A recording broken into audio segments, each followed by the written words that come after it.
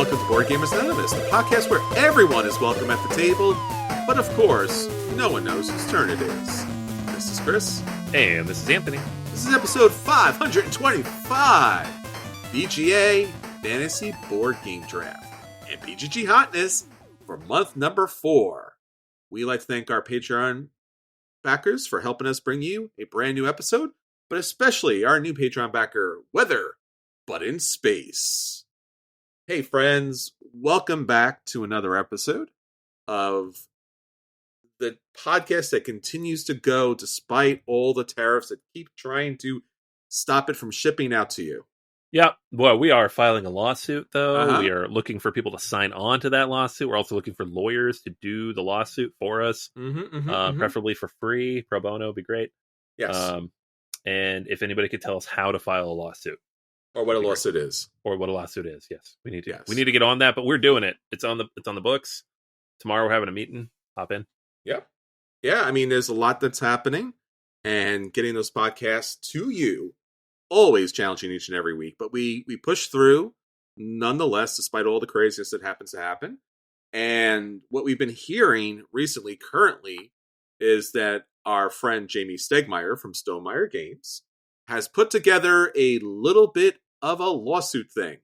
Anthony. A lawsuit thing. I love it. You're our legal expert. Oh, obviously. Well, out of the two of us, you're our legal expert. That's how that works. No, I said obviously. Clearly. There you go. I agree with you. So, what's happening? It seems that Jamie Stegmaier, president of Stonemaier Games, game designer, is suing the president of the United States. Yeah, that is what everything says. Yeah, it does. So, Stegmaier posted this 8 days ago on the website, which is after we recorded. Not much after we recorded, just a couple days. Well, he was listening to the podcast, and he was like, what can I do to help my bros? Oh, and nice. we were like, Stegman, we hear you. Stegman. Well, that's what we call him, Stegman. Yeah. No, we're all together. It's the way we roll. And Stegman was like, I'm going to take this on for you because I love this podcast, and I can't let it down because 145% tariffs on this podcast is just too much. So he put together a little bit of a lawsuit, and he asked everyone to join him, and everyone did, and they crashed his website. They did, yeah. For like a couple days, it took a while for it to crash. So they announced this on April 21st. Apparently, they have a lawyer working with them pro bono. Whoa. They have the full number of clients they need for a class action lawsuit, which is whatever they call it when you sue the government. I don't know if it's class action, but and they fully filed the case at the end of last week on Thursday. So the update from April 24th is the case is now filed. There's a press release you can read from Pacific Legal. There's also a case page up with all the kind of arguments that they're making. And it's, basically they're saying, like, we don't believe that the president has the legal authority to do this, and we want this overthrown because these particular tariffs are going to destroy our company. Which is the case for pretty much all of these companies. They're all in this case. Like, there's a lot of companies that make a lot of money, and I would say of the indie companies, Stonemaier is up there, right? They do very well. He's posted the numbers, like, they make a lot of money. They do. If they can't weather the storm, really nobody can, except like the Hasbros of the world. And even they're saying, like, we're in trouble. So it's interesting. He's joined by several other companies, XYZ Game Labs, Rookie Mage, Spielcraft, Tinkerhouse Games, Princess Awesome, which is the clothing company, Quent Cordair Fine Art, an art studio, King Seal, a kitchen supply company, several other companies, kind of just small businesses that rely on Chinese manufacturing that cannot reshore. Just physically can't do it. So the case, if you want to look it up, Princess Awesome and Stonemaier Games et al. Versus Customs has been filed. So we'll see what happens. Yeah. And he was recently on CNN giving a report on how the tabletop industry is doing. In reference to tariffs, you could find that on our Facebook page or anywhere pretty much. It's on CNN. Google it. Yep. But Anthony, that's unfortunately not the end. We'll kind of speed run through a lot of this because hopefully you've caught a little bit of this, but we really want to support all our friends out there, the tabletop industry, all those small publishers and designers That's the reason for the podcast. That's why it existed to begin with. That's why it continues to go on, because these designers and publishers, artists, writers, and manufacturers, and everyone. I mean, they're part of an extended family that we really want to support. So, Mm-hmm. one of those other companies that is a tiny company, but also very large in the industry, is Simon, Anthony, and they're having a lot of problems as well. We've talked about this previously with their own financial issues. They're kind of all bought into crowdfunding, and they've posted some very scary numbers and then held off on some other numbers, Yeah. and had some issues with some of their other companies underneath them. And now it seems with their recent release, I think this is something also I posted on April 24th, Simon talked about an internal update for their team and their focus, that they're also dealing with tariffs and obviously previously COVID. So everything's become very challenging for them. And they're taking some extreme measures to ensure that they'll continue on. But that means a lot of cuts as far as staff, games, products, and future campaigns. Yeah. I mean, they're laying people off. They've also said no new campaigns going forward, at least temporarily. Yeah. So they're pausing all future game development and new Yes. crowdfunding campaigns until everything is stabilized, which could be indefinitely. And for a company this size, where their cash flow is millions of dollars a year through crowdfunding campaigns, I don't know how long they can afford to do that. Yes. So they say they're going to try to fulfill the campaigns they have out. That's a lot. I think it's like 15 or 16 campaigns between crowdfunding and pre-orders. It's just, I don't know where they're at with that in terms of cash flow, but I guess we'll find out if those things start falling through the cracks. So it's tough. I mean, CMON was already kind of in a tough place financially. This is certainly not helping. Like when 60-70% of your user base is in the US and you have to pay suddenly millions of dollars to get your product into the country, that's going to cause some problems. Sure. Online board game store Boardlandia has closed. They've talked about over the last several years, things have become more and more challenging for them. And now, because of the tariffs, they've decided to close for good. Yeah. In addition to that, Level 99 Games, AEG, is on hold with their products, both things that have been crowdfunded and future crowdfunding projects. Just for the US. Yes. Only holding for the US, which is what a lot of these companies are doing. They're like, all right, we're going to figure out a way to get this to everybody else. Yes. US, sorry, your president's kind of a pain in the butt. So yeah, and it was another conversation that was had by one of our favorite games out there, Gloomhaven. Their CEO Price Johnson had a talk on CNN talking about how challenging it is to ship games to the U.S. So he would have to pay at least another $1.7 million in tariff cost to get his games over here, which are currently somewhere in China at this point. Right. Yeah. They can't afford to ship them over. It would cost $1.7 million to land that product in the U.S. Yeah, GMT reports that they're also dealing with issues. They currently have 14 games at the printer. The cost to print all those games is right around $500,000. It looks like right now they'll be coming in 3 separate shipments, but that's still, in normal times, a $500,000 cash commitment for them to pay. With the tariffs, though, it will cost them over $1.2 million. So yeah, it's an extra $700,000 for nothing. Yeah, and that's the thing is like, some of these companies are like, oh, we're going to try to figure it out, and people are like, oh yeah, they have money, they'll figure it out. Cash flow is like the number one thing for any company, especially this size. If you use all your available cash stores to pay these tariffs, suddenly you don't have any. And if anything goes wrong after that, anything, like you miss a deadline, people don't buy as much as you think they are, there's another major market disruption, we go into recession, whatever, then all of a sudden you don't have any money left over to weather anything. So even these medium-sized companies that are like, oh, we're okay for now, but this is what it's going to cost and it's bad, or we're going to run the sale to help with cash flow, they could still shut down in 3 months because now they're on the edge. Yeah. Like, they're not saying that, I'm saying that, but it's scary, right? A lot of these companies that we would never think of like just shutting down I would not be surprised if we see some of them gone by the end of the year, which is sad. There's also been a lot of reports. I don't have them all listed in front of me here, but there's been a lot of reports of companies. I think Flat River Games was one of them that was talking about not attending Gen Con this year. Yeah. So I think we'll see at the convention. Again, people are making decisions now because a lot of the things that they're creating and need to ship for the holiday season needs to happen now. Yeah. So it's tens of thousands of dollars to host a booth at Gen Con, especially that big. Like Yes. Flat River has a big booth. Yeah. They're a big company. They have a lot of game companies underneath them. Yeah. So if you don't have any new products, that's a waste of money. 100%. Anthony, how many times have we gone to conventions and we've talked to publishers there and they're like, I sold out of my X, Y, and Z and I'm flying games out here for tomorrow. Like all the time. That was all the time a thing. And just now you're dealing with tariffs on top of that. So I honestly I don't know what we're doing for conventions this year because obviously we're planning for the Board Game Academics Conference in the fall. But I don't know who's going to show up. I don't know. Like Origins is trying to be like, oh, it's our big 50th anniversary. I'm like, I don't know who's going to show up to that. Sure. You know, whether if you're already bought in and you don't have a choice, I guess. But like people are laying off staff who would normally run these things, and they're stopping production on products that would normally be sold at these things. Gen Con might be a ghost town. Gen Con might be a ghost town. Origins might be a ghost town.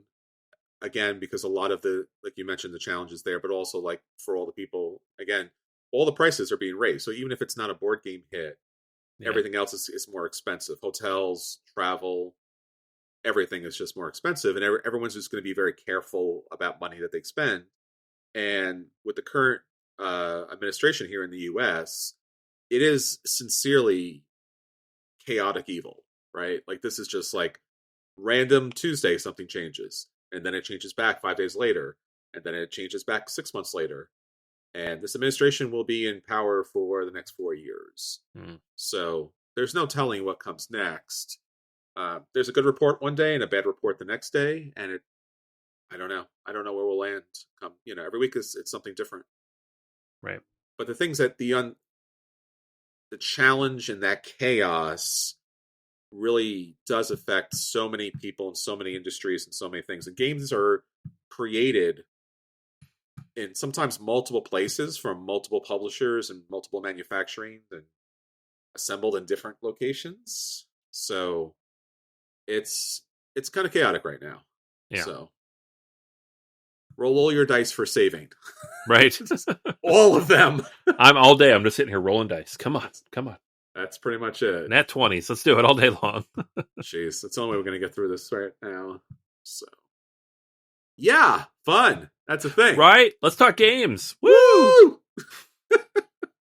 I still love games. I like playing them. It's worth talking about. It's a little depressing that we may not be able to buy new ones for a while, but hey, we all own a ton of good stuff. So. Do we now? Yeah, you do. Look, come on. You got shelves everywhere. How long does that last, man? How long? I mean, my hope is that mine lasts a while, because if it doesn't, then I'm like, what have I been doing with my time and money? There you go. See, there's something to look forward to. Yeah. All right. Well, that's what's going on in the chaotic evil segment of our podcast. So, again, saving throws to plenty. Send buffs. We need them.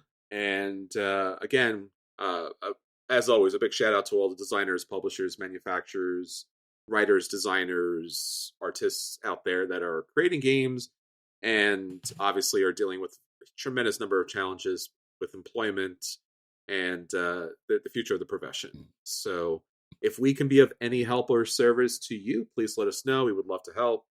And again, do what you can, everybody out there, to support them. Purchase a bunch of good games. Be careful about the tariffs and taxes here in the U.S. Mm-hmm. And for our people overseas, enjoy tabletop games and think of us kindly. Yeah. All right, Anthony. So that's what's going on in the world. Let's do some other rolling. Let's roll for preview. What do you have out for us this week? All right. I have a game that, because of everything we just talked about, I probably will not back, but I'm very excited about regardless. It is called The Great Library. Okay. Yeah, Remember libraries? Remember those used to be a thing in the U.S.? Oh, come on, man. You're bringing me down. Remember when they stopped getting funded? Remember? No, I remember. You know what I remember is the Great Library of Oh, Alexandria, there you one of the go. ancient wonders of the world. Um, it's Vital Lacerda's new game, which is not on Kickstarter yet, and I probably they're waiting for obvious reasons. But it is going to be a game about building and maintaining the Great Library of Alexandria, like the one of the single greatest achievements in human knowledge, basically up until the internet, Mm-hmm. um, all the way back in third century BC. So Ptolemy the First, Pharaoh of Egypt, a little history lesson here. Said, "Hey, why don't we make like a really big library where we put all of the knowledge of an entirety of humankind, with really just Western humankind, but still a lot of human knowledge." Sure. Um, and it was this beautiful, wonderful, amazing structure that housed just more resources than anybody had ever imagined. Right. Um, so that's fun. You get to build that. That's a cool thing. And honestly, like after Innovations, which I thought was a fun game, that really did some cool stuff and kind of explore this idea of like ideas and the development of ideas and the spread of ideas, but it felt way too abstract. I like that Lacerda is going back to like a specific location, a Mm-hmm. specific thing that you can put a name on. So you have like the chief of librarians of the Great Library of Alexandria, which was created by Ptolemy the First, right? It's not just like some obscure weather machine or some obscure abstract inventions made by some people at some Mm-hmm. point. So I think it looks. I mean, there's not a lot here. It's on Board Game Geek. They posted it. They have the cover art by Ian O'Toole, which is amazing as always. As always. And they've said, "Hey, it's coming to Kickstarter." And people are like, "When?" They're like, "Sometime. It's coming. You'll get it. It's Oh coming." no, not Uh, Kickstarter. yeah. So not Game Found. This is on Kickstarter. I know you were telling me there's rumors that this might be like $200. Yeah. Boo. Yeah. They haven't fulfilled Speakeasy yet, which is probably potentially going to get hit by those issues. I don't know if they got that game over already or if they're waiting. They have to pay tariffs, but I don't know. If they could launch it and tariffs weren't a thing and it was the usual 125, I would probably back this one. It looks really interesting. But if it's going to be $200, no thank you, and I will hunt down a copy later and beg somebody to let me play it. There you go. Yeah, I mean, Ian O'Toole, Vitalis Serta, and obviously Eagle Griffin Games. Their games were, I don't know, what was the last time? What, 150 or so? Yeah, I think Speakeasy was Speakeasy? like 140, 150. Yeah. So, and that's pre-tariffs. So, Yes. So not um, terribly surprising. yeah, no, it's going to be a lot more. And this is direct to consumer, so it's not like 145% more than what they're Sure. asking for. Normally, it's just their cost, but it's a high production game, right? Yeah, their games have always been. Their games, I think, were one of the first games, the Vitalis Serta series of games that were like 90, 100, 125 yeah, way back when. yeah. Vinos was, I think, an even 100 Yeah, I think when I'm it launched. trying to remember. Yeah, Lisboa was like 125.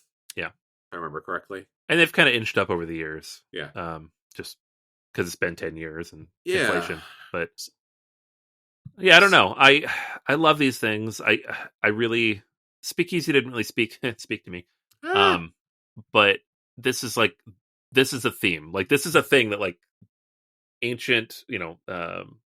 antiquity and the development of like knowledge and literacy early on. Like those are things I was obsessed with, like high school, college. I would love this game, but we'll see. We need more information. Do you think Ian O'Toole and Vitalis are like best friends now after all I the hope games they've done so. together? I hope so. I, Yeah. I'd watch that. I'd watch that buddy comedy. Yeah.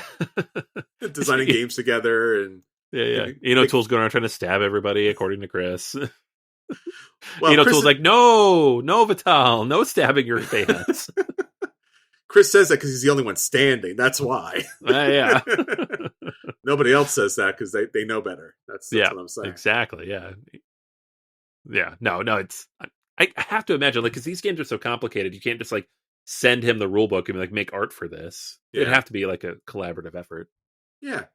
No, I'm happy about that. I think that's fantastic. And the collaboration has produced some of the best games of all time. And or at the very least, I would say probably the most solid, the solid ludology of recent memory. Because you had Stefan Feld had a really great run for a very long time, and then obviously Uwe Rosenberg, and then other designers have had good partial runs here and there, and Mm-hmm. then Vital Lacerda has had bangers in the heavy area for quite some time. Yeah, absolutely. And he's a busy guy. Like I don't know if he lives off this, but like I'm on his Discord channel and he's always playtesting like 2 or 3 games at a time. So Nice, guy's a it's genius. never surprising when he's like once a year he's like, I got a new one. I'm like, of course you do. Of course you do. Yeah, well, looking forward to it. Like you said, I mean, it's going to be nice and crunchy, and it's going to look beautiful, and then that's how all these games should be. Oh yeah. Nice. Yeah. All right, well, let's roll for review. I got to play a couple of games this past week. The newest of them is a game that just got to backers recently. This is Stupor Mundi. Expand your kingdom. And in the thriving empire of Frederick II, who is the Holy Roman Emperor and King of Germany and Italy, and his contemporaries called him Stupor Mundi, the wonder of the world. And many historians consider him Europe's first modern ruler. And so, primarily, this game is one of the things that really kind of just stood out me was the early production photos from this game. You're actually building your own little castle as the Roman Emperor here is also building his own castle. So right off the bat from production alone, just looking at this game when it was originally kind of posted up, I was immediately excited about this because you're looking at nice, big, wooden, chunky castle pieces. And I'm very much down for that. And it's got its own little tableau system. So let's talk a little bit about the mechanics. Anthony, you like a card deck building kind of mechanic, right? Oh yeah. Yeah, I love to have the asymmetry of like deciding what I'm going to have and what kind of actions I'm going to have. Yeah, so each of the different players that play this game, and you can play this game solo, or you could play up to 4 players. Each of these players has a different family, and at the start of the game, you're going to have 10 cards, as all good deck builders do, Anthony. And you are going to have a couple of cards, typically 2 or 3 cards, that are going to be specifically for your family, unique cards. So you have a little asymmetry with your deck versus the other players. That was the first thing I should have known when I was playing the game, because I did not know that, but I did figure it out almost immediately. I was like, hey, wait a minute. No one's playing this card. Where did this card come from?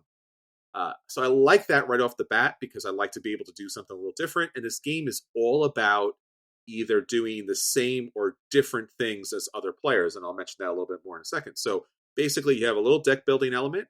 The game itself has its own player board with all your player pieces on it, and has a programmable, not necessarily programmable, but a slot system where you'll play your cards. And in those different slots, when you play a card face down, you'll be able to take the action of one of the spots on the left and right of your slot. Or you show the card face up and you take the action of that particular card that you've played from your hand.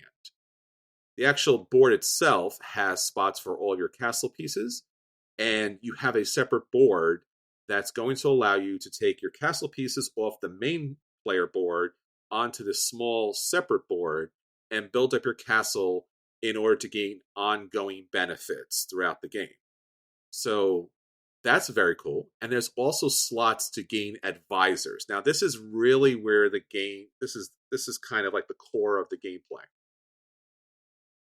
You have this little island situation, and you're going to have a ship. And on this one kind of board that all the players use, you're going to move your ship around. Sometimes it's going to be cheap if you move just one spot, it'll be for free. And if you move additional spots, it's obviously going to cost you. At each of these different port locations, there's going to be opportunity to purchase additional cards to add to your deck. The fun thing here, which I like very much so, is when you purchase a card, you gain the ability of that card right away. and then that card goes into your hand. So unlike some other deck builders where you purchase a card and then it goes into your discard pile and you're like, I hope I get to see that card again. You actually get to play it twice immediately. So there's a lot of instant gratification on actually purchasing that particular card. In those areas too, there's going to be markets, so you'll be able to purchase the two materials that you're going to primarily use throughout the game. So there's going to be food, wheat, and there's also going to be stone. There's also money in the game, because again, it's a market that goes along with it. But primarily throughout the game, it's wheat and stone, and then obviously the coins that you're going to use for the market. On top of which, these advisors are going to be located at different areas on the board, and they're going to require food to purchase them to put into your own player board. And they're going to slot in there as you are building portions of the castle. So again, it's a very physically practical, thematic dynamic where you have to build parts of the castle out onto the board to have spaces for your advisors on your other separate board. So you have to build rooms, right? There has to be places for your different advisors. Now, the advisors in this game are key because the advisors that you're going to pick up in the game are all going to have a triggering mechanism at the end of the round. And at the end of the round, these advisors are going to either they're going to benefit based upon their particular scoring mechanic. And all the scoring mechanics in the game are in reference to the Roman Emperor. So as you're building up your castle, as you're adding advisors to your player board, there is a centralized player board that has the Roman Empire's castle also being built up, also gaining advisors, also getting money and food and stone. And the different advisors that you can choose from are going to score you points based upon whether or not you have more or less of a particular thing that the Roman Emperor has. So one advisor might say, you have to have more castle pieces than the Roman Emperor. And if you do, you'll score 2 additional points at the end of that round. Every advisor scores a point, but primarily these advisors are key because they're going to score you points throughout the game. Points wins you the game. It's a classic Euro game, so to speak. And then there's going to be spots where you can gain special abilities that happen throughout the game. But primarily, most of the interactions that are had are based upon, can you utilize your advisors almost like a gamble? Can you meet their particular conditions? As you take actions in the game, as you build up your castles, there's things that are called edicts. And the edict can be based upon your choice to build up certain things for the emperor, again, to benefit your advisors, or to remove things from the emperor, again, to benefit your advisors here. So you could add castle pieces, remove castle pieces. You could add advisors, take away advisors from the Roman emperor. So that's your game. Now imagine if you had 3 other players at the table. Right. Now you have everyone with different agendas. Your agenda might be to have more castle pieces than the emperor. Someone else's agenda might have the emperor to have more castle pieces in their castle. So when you're taking an edict, you're removing pieces. When they take an edict, they're adding pieces back. So there's a constant back and forth. And obviously, when you take these different advisors and you be able to utilize the edicts, you know, sometimes they benefit you, but sometimes you just mess with the emperor either in a positive or negative way, just so that you stop other people from scoring points throughout the game. It sounds all very complicated, but it is very clean and easy to kind of manage. Everything, again, your 2 resources, your money, the advisors that you're choosing is your victory point scoring throughout the game. So that's your goal. So as you pick those advisors, that becomes your goal. That tells you what you want to do with the edicts. And then everyone else messes with you throughout the game. So you have to be okay with the fact that you're building something that someone else is taking away from and messing with your special abilities. But nonetheless, you know, that's that kind of corporate castle intrigue that happens in the court systems, where people are very Game of Thrones, stabbing each other in the back, trying to gain riches, and Is that woven in throughout though, like frequently enough where it doesn't feel like out of left field? Because that's what I hate in Euros is when you're like, you're building a thing, and like once or twice a game, someone's like, haha, and you're like, how can I prepare for that? Yeah, I think that's certainly one of the biggest challenges with the game is that at one point when I was playing the game, I had, if the Emperor had 6-piece different castle pieces in his castle, I would score additional victory points. Mm-hmm. And then the edicts do a number of different things. A lot of the edicts allow you the opportunity to add or take away from the castle. Another player who didn't have specifically an edict to build or take away from the castle for their advisors, I think was just trying to keep me down point-wise and kept pulling away from that castle. So I kept building it up, they kept pulling it down. Building it up, they kept building it down. So in the end, I would only score a single point for that round. And as they got other people, then it was my job to kind of like keep them in check and use those edicts to, raise or drop their particular score throughout the game. So, yeah, I know that's a thing. That's not a fan. So yeah, I don't love that, but it depends on the game. The one thing I read somewhere, I don't know if this is true, you can tell me, is I've seen a couple people say you can kind of tell who's winning about halfway through the game. Like it just kind of snowballs and you get a good sense. Like it's not super tight throughout. Was that your sense, or is? I didn't experience that, okay. But I guess I could see that happening because if your edict is, again, for the Roman emperor to have 6 pieces in his castle, and you have other edicts that also connect with that, like he has to have 3 towers.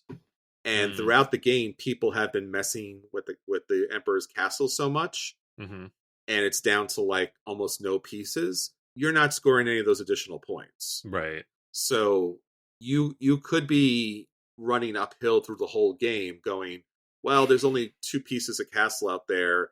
The edicts are not really supporting it directly at the moment. So I'm not going to be scoring really anything for a while because people have been messing with the castle. Sometimes purposely because they don't want you to score points, and sometimes because they do score points if they have more castle pieces than the emperor. So I would say that it's fine for that, but I would say though it can overstay its welcome because, as you mentioned, Anthony, if you're running into that kind of particular scenario, then you are going to feel a little bit bad just constantly trying to get back up that hill again. So my recommendation for this is, and again, you could play this up to 4 players, is to play this game at 1 solo, because it does have a solo mode, or play it at 4 players, and don't play it at 2 or 3. Okay. And the reason why is exactly what you mentioned, Anthony. You could have a scenario where you need castle pieces, I don't need castle pieces, and we're just going back and forth, and it's just a tug of war, which is tug of war. Or, and again, in a 3-player game, 2 people may not need castle pieces, I need castle pieces. So you either need a solo puzzle game here, or you need enough people to kind of spread out the changes that are happening so that it's a little more predictable of what happens next, instead of like edict after edict kind of messing directly with you because there's not enough other edicts out there, or there's not enough advisors out there to benefit from. Right. So it's an interesting game. I really enjoy the production. The artwork is very good. The deck building's a lot of fun. Placing the cards in the slot for that kind of programming action was kind of fun. The advisors were kind of super basic. Having everything, match up with the emperor was kind of interesting. It was a new take. It wasn't just like, I have a bigger castle than you do, Anthony. It was like my castle versus your castle versus the emperor's castle, but sometimes we're allies with the emperor. So that dynamic was interesting. I got to play the Super Deluxe version with the expansions, and it actually comes with a metal ring that you can wear as the first player marker. Haven't seen that since way back when Tom Vassell did Nothing Personal. Oh yeah, do you remember that ring, the Mafia Capo's ring? ring? Yeah, there you go. So this gets a play for me. I think it's an interesting, fun time as far as the game's concerned. I think the player count really can cause some challenges, but if you'd like a chance to try this out, it's currently up on Board Game Arena. Oh, cool. Yeah, so you can play it right there. Again, I would highly recommend play it one player, check it out, see how it works for you if you're really interested in it. 4 players, kind of in my experience, has worked best. I played it 1, 3, and 4, and 4 seemed to be the best. 1's a pretty good puzzle. Okay, no, that's interesting. I would like to try it. I don't regret not backing it. It doesn't seem like my cup of tea necessarily, but it sounds like an interesting game, so I'll give it a go. Yeah, I think a lot of the Euro games out there, it often gets criticized as not having enough interaction. Right. And I think, like you mentioned, when your castle itself is not going to be broken down, but your scoring opportunity will be. Right. So, take that for what it is, because again, what other players do to the main castle, the Emperor's castle, and their advisors and their resources, money and wheat, stone, does affect everyone at the game table. Again, depending on the advisors that they might have. Right. Makes sense. All right. Well, that's our roll for review. Anthony, now into our feature review. As everyone knows, our feature review here this week is the voice of the gamers. We've been doing a little fantasy draft. I think the NFL just wrapped up their drafting. So yeah, I literally have system. never watched the draft. I turned it on the other night because I was cleaning up the basement. It is bananas. Have you ever watched any of this? I've watched some of it. Yeah, it's crazy. It's so stupid, but also fun. It's like wrestling dumb. It is. And I'm not saying wrestling dumb like derogatorily. I used to love wrestling. I just haven't caught up with it in 15 years. But it's so over the top. It's fantastic. Yeah, it's a spectacle. I love the idea that everything has to be a spectacle. Like they have to market everything, and you get the live streams, and you get to watch all the craziness, and yeah, people making picks, and fantastic. It's great. So our draft, which is just as crazy, right? Just as much of a spectacle, just as much as a worldwide entertainment wrestling match. Mm-hmm. Mm-hmm. Anthony, we've had some changes in the rankings this week. We have. So, every month let's back up in case you haven't been listening the entire year. We have a fantasy board game draft that we launched in January, and we had several different people form teams, and they drafted between 3 and 5 games each, and we are tracking them throughout the year to see when they show up on the Board Game Geek Hotness. Now, nobody could have foreseen that we'd have 145% tariffs out of China messing up the hotness, but here we are. So we are going to power through, and we're going to discuss what is on the hotness, who has gotten points this month. So we track it throughout the month. Every week we take a look and say which games are on the list, and they get a point for the month, just 1 point per month.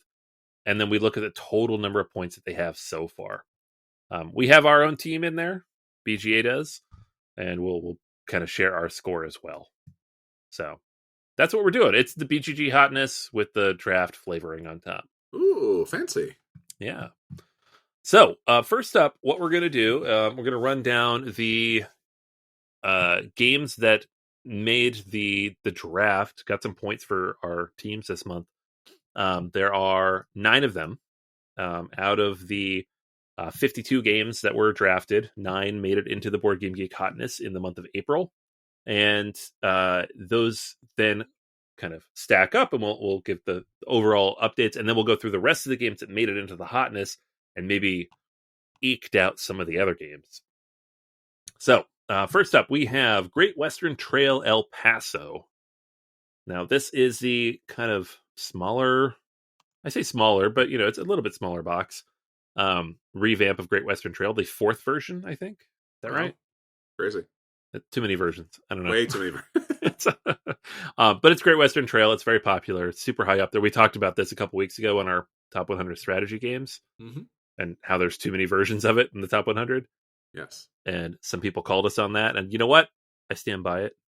Too many versions of Great Western Trail in the top 100. There you go. Yeah.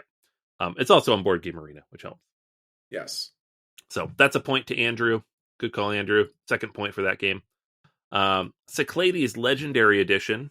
This is the big fancy version of Cyclades, kind of capturing all the expansion content. So this is, I think, shipping out. I think Hachette Games is getting that out to everybody. You love Cyclades, yes? I do. And someone on Dice Tower just gave it a 10 out of 10. Ooh. Which I was surprised. It's a good game. And if you make you took Kemet, which I really liked, and they turned it into a brilliant, 10 out of 10 for me. I could see doing that for Cyclades. Yeah, supposedly some things are streamlined. You get some additional things, but it utilizes some of the expansion material from the other games. So yeah, it seems like they did the same, like you mentioned, the same thing with Kemet. Right. So I'm really tremendously sad that I did not get this, and I'm hoping everyone's wrong and it's a terrible game. So bad game, right? Bad game, right? I wish ill upon all of you for getting this thing I don't have. No, I'm not saying that. I'm saying good for you for getting it. I feel bad that I'm not getting it. I just need to know it's a bad game so I don't feel, feel good about it. I feel that. I feel that. There you go. But no, supposedly it's a fantastic game, and I will certainly be crying myself to sleep tonight. Oh, man, I'm sorry. Yeah, that's the after podcast episode, just me weeping. You're like, I really wanted this game. It looks so good. Now it turns out it's good. I don't know. Yeah. Oh, man. Well, there you go. We'll try to get that played for Chris's sanity. I know. Someone said, and I hope it's terrible. Yeah, exactly. We'll play it and we'll pan it. It's a burn coming up. Oh my God. It has to be. Please. Can't be that good. Please. We'll bring Daniel back. He can burn it for you. There you go. Go check out episode, what is that, 65? Kemet versus Cyclades. Yeah. It's one of my favorite games of all time. So, yeah. The pain. Yeah. All right. On to another one that maybe you don't have as strong of feelings about. Formaggio. That's too cheesy for me. Yeah. New cheese game. This was on the list early in the month. I don't think it is anymore, but Nick got a point for that one. The Elder Scrolls Betrayal of the Second Era. This is Chip Theory Games take on the Elder Scrolls, taking the Too Many Bones formula and making it way more complicated. I was supposed to play this game this week. Mm-hmm. Turns out it has 6 rule books, the core book of which is 100 pages long. And then supplemental rule books of each being between 20 and 50 pages. So it's funny. No one learned the game in time. We did not play it. So maybe in July we'll get around to this. Sure. So I don't know how people get these games. I guess you get this game, it's all you play. Yeah, I mean there's lifestyle games, and yeah, I think again this certainly could be something that people pick up and this is their game now. Oh yeah. Yeah. So I will see. I'll let you know if I ever get to it. But it's still on the docket. We're all working through the rules together. And that is Ryan D, by the way, who picked that game. Sure. Ryan D also picked Vantage, the new Stonemaier game. This one jumped on the list because of the lawsuit, because it had dropped off of the list earlier in the month. Specifically, this is the new game that is waiting to ship from China to the US. Yep. That may or may not make it because of the tariffs. So that is why it's up on the list, I think. So nobody has it yet. Iridia, The Paths We Dare Tread. This is our pick, Team BGA. It's been on the list every month so far. Oh. So it is down to number 43. So maybe it'll fall down off the list soon. No. We need the points. We don't need the points, actually. We're doing pretty well. All right, we don't need the points. So, but yeah, Iridia, this is the Zaya guy, or the Zaya team making a fantasy game, which people seem to love. It's got to kill you, man. It's got to be killing you. You know what? I'll just never play it, because then I'll be like, maybe it's amazing. I'll never know. I won't play it. All right, well, that seems like the mature thing to do. Yeah, I've solved the problem. Just ignore it. Denial. Just denial. Exactly. All right, next up we have Galactic Cruise, which we also picked. You played this, gave it a decent review. Yeah, I gave it a play. It's kind of a lesser Vital Lacerda game, and it's fine. It's a play. Yeah. It's worker placement, contract completion kind of situation. Nice. Yeah. Yeah. So that, hey, got us a point. I'll take it. Nice. Molly House, another one we picked. I have tracked down a copy of this. I'm hoping to get it played in the Whoa. next couple of weeks because it is not nearly as complicated to learn as Elder Scrolls. Yeah, honestly, it's probably the same complexity of game, but the rulebook is only 30 pages, not 150. So well, I will learn this game and I will play it and I will let you know what I think. All right. Looking forward to it. All right. And then last but not least, Tim picked Quayside, which was on the list earlier this month. So Okay. where we're at right now, then, with our draft, if we sort these out, we have with 2 points, Nick. Tim has 4 points. Dave has 4 points. Andrew has 4 points. Ryan D has 7. Team BGA, not embarrassing at all to win our own draft, 9. Whoa. So there you have it, folks. And it was a legit draft, and we picked last, by the way, just so y'all know. Okay. We did pick last in that draft, but we are leading the way right now. We got time. There's time. We got time. There's a lot of games here that are coming out later in the year that we did not pick.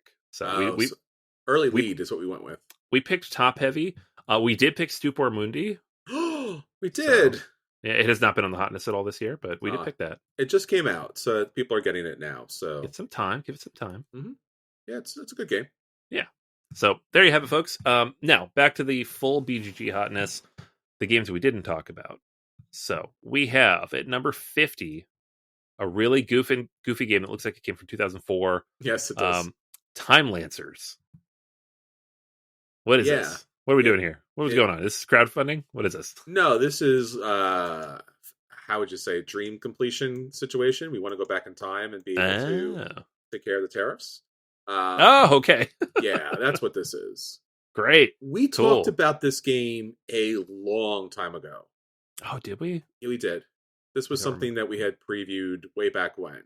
Oh. Do you remember this? Look closer. This is something that we did preview way back when, and I don't know if they had problems, challenges, or tariffs.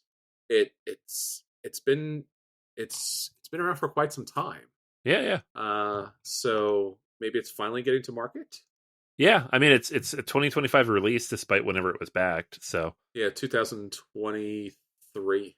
Ooh, okay. So it took a couple years. People are finally getting their games, hence they're talking about it. I get it. Yeah.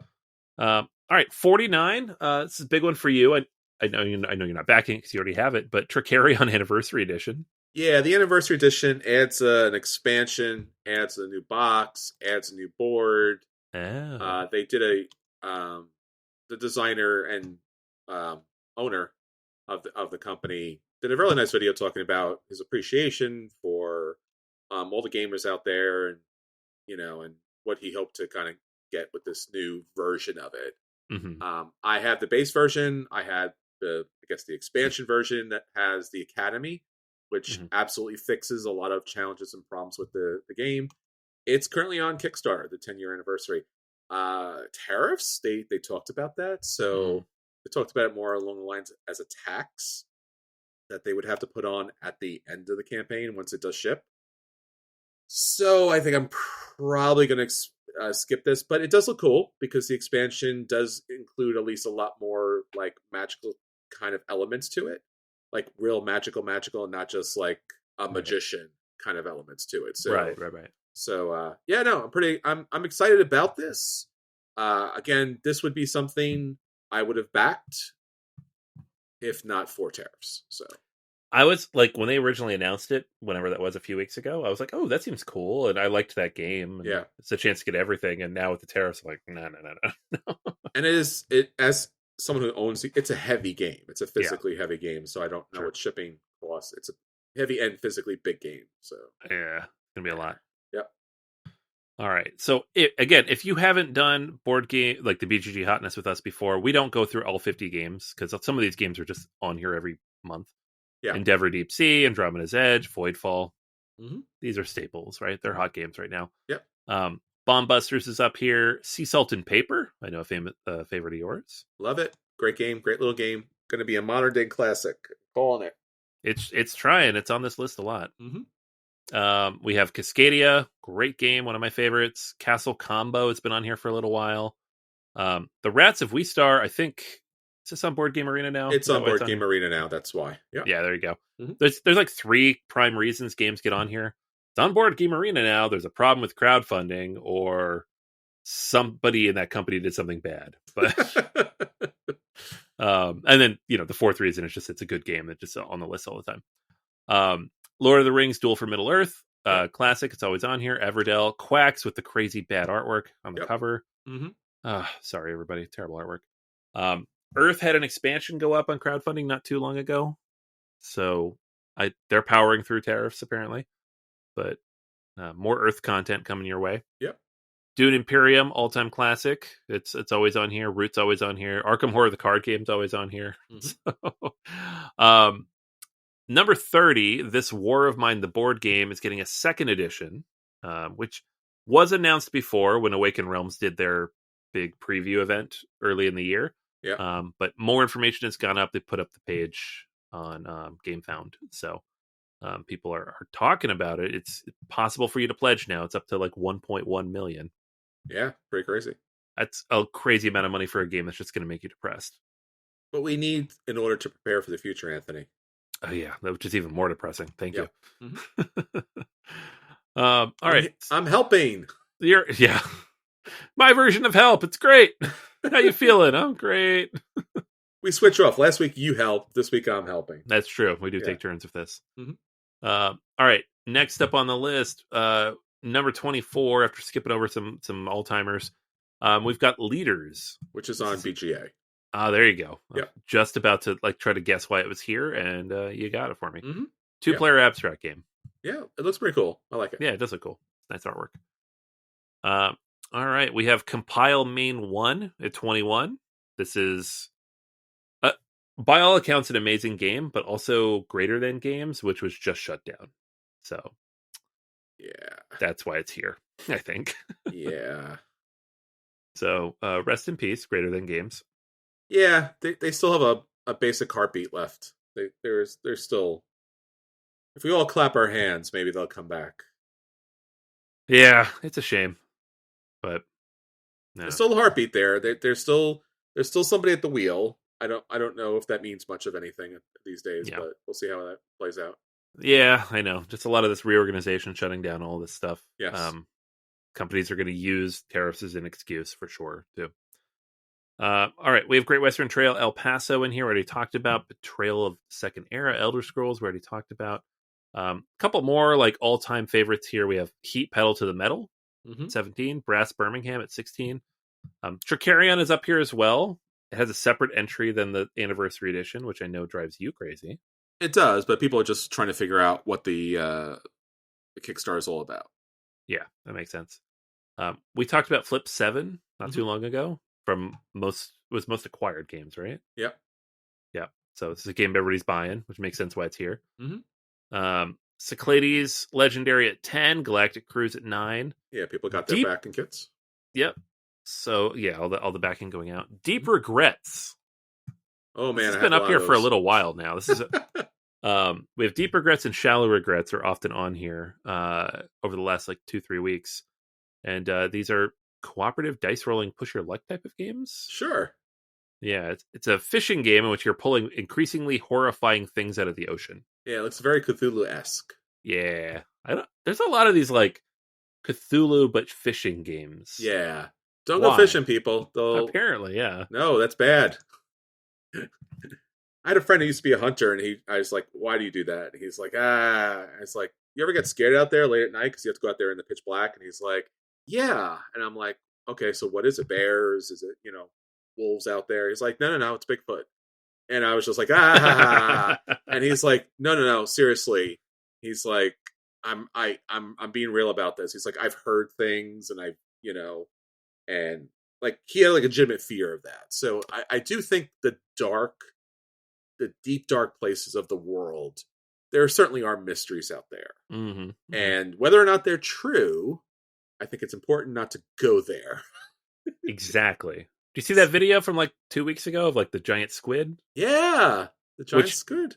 I remember being a kid and they're like, that doesn't exist, and now we have photos of it.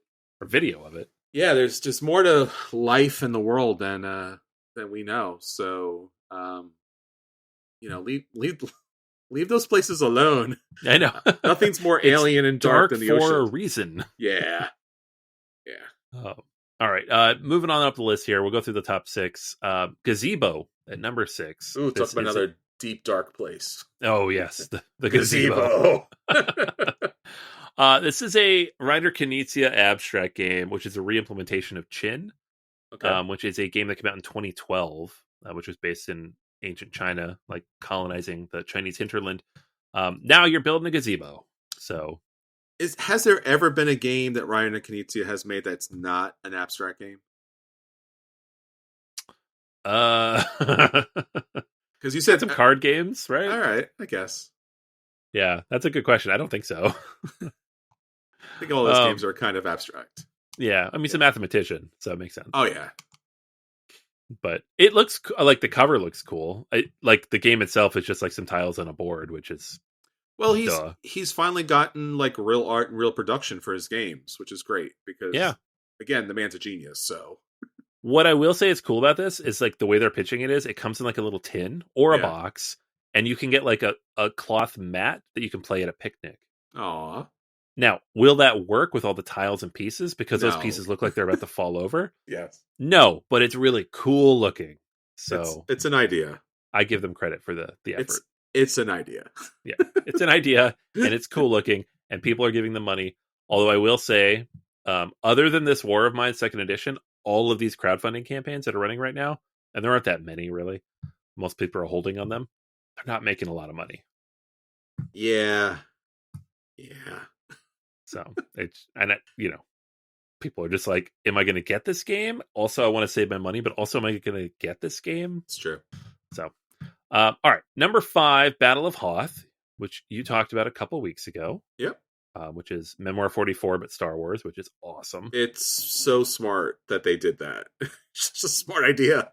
Yeah. Yeah. I want this. I don't know how to get it if I'm not going to any conventions, but yeah. I'll try to track it down. This War of Mine, the board game at number 4, since the 2nd edition is out. That's why people are talking about that. Number 3 is SETI, Search for Extraterrestrial Intelligence. I just played this over the weekend with 3 players. It was, once again, a lot of fun. One of my favorite games of the last year or two. It was 5 hours long. So, wow. It's a long game, especially with new players, which no shade on them at all. It just takes a while to like learn all the bits and know what you're trying to accomplish. But man, it's good stuff. It's a good game. Number 2 is Vantage from Stonemaier, which we talked about. And number 1 was the preview this week, The Great Library. So there you have it, folks. Not a ton of new stuff in the hotness right now. As you can see, a lot of games coming from companies that are in trouble a little bit, or in the news with all the stuff going on with tariffs or the crowdfunding. But still a lot of really good stuff here as well. Yeah, a lot of great games to check out. Whether they hit your table, you pick them up, or you look at them from a far, far distance and hope that they're very bad because they break your heart that they're so good. Yes, what he said. Exactly. All right, everyone. Until next time, this is Chris. Hey, and this is Anthony. And we'll save you all a seat at the table. Take care, everybody. Bye.